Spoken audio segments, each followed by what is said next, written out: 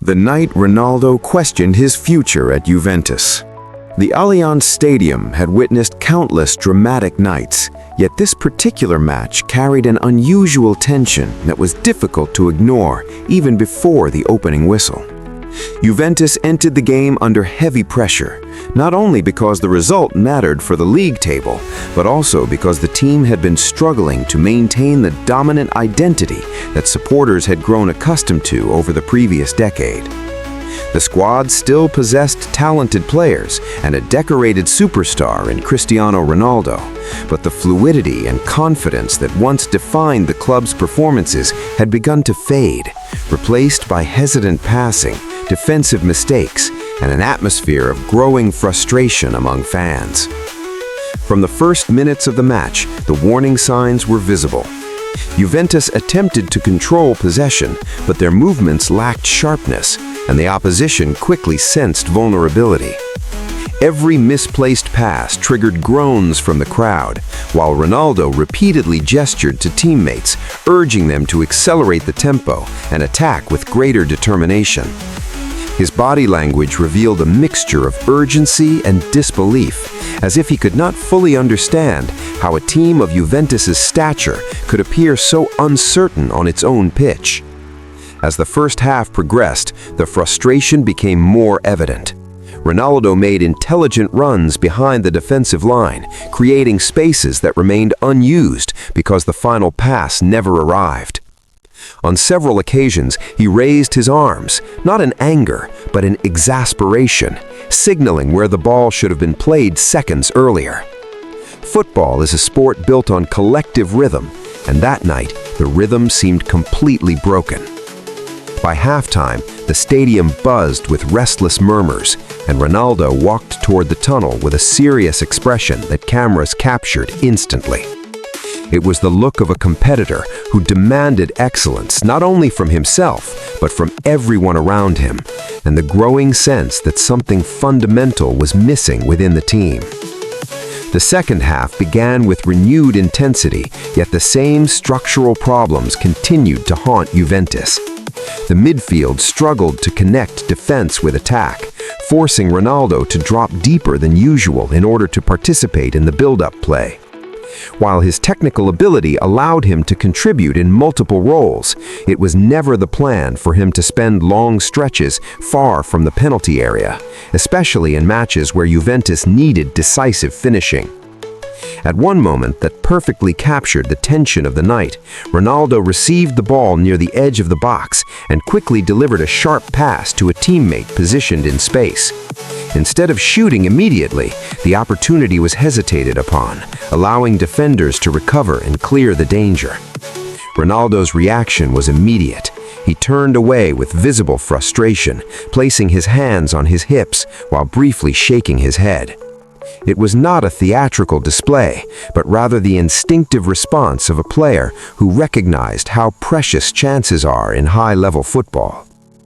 The match grew increasingly chaotic as Juventus pushed forward in search of a breakthrough, leaving defensive gaps that their opponents exploited with dangerous counterattacks. Each failed attack added another layer of pressure, and the crowd's patience began to thin. Ronaldo continued pressing relentlessly, sprinting after loose balls and encouraging teammates to maintain focus, but the overall structure of the team remained fragile. Observers later remarked that during this period, Ronaldo's competitive fire was unmistakable, yet so was his growing concern about the direction of the project at Juventus. He had arrived in Turin with the ambition of conquering Europe once more, believing that the club possessed the foundation necessary to challenge for the Champions League.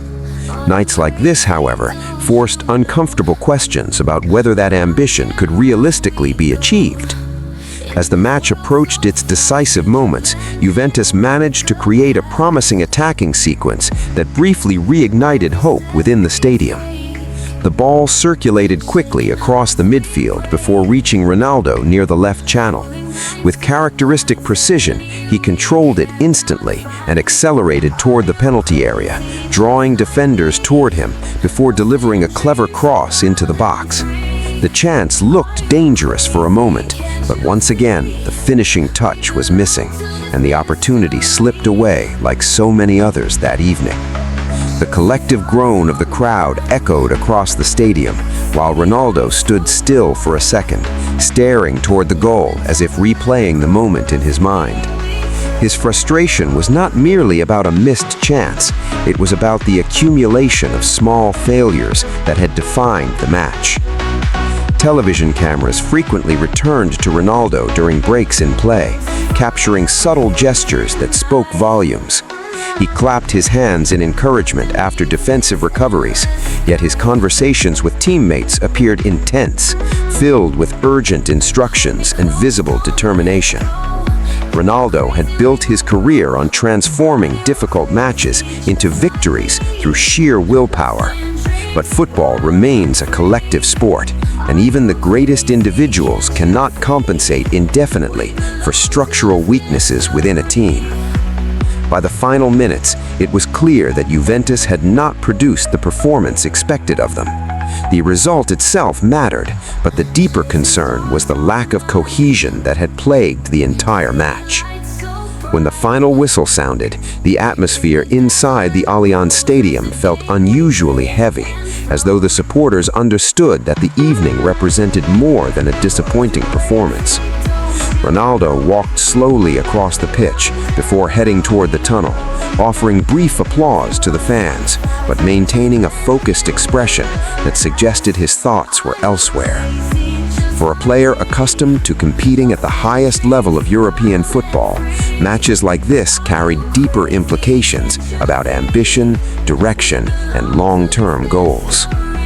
Reports later suggested that nights like this were among the moments that caused Ronaldo to reflect seriously on his future in Turin. His commitment to professionalism never wavered, and he continued delivering goals for Juventus in the seasons that followed.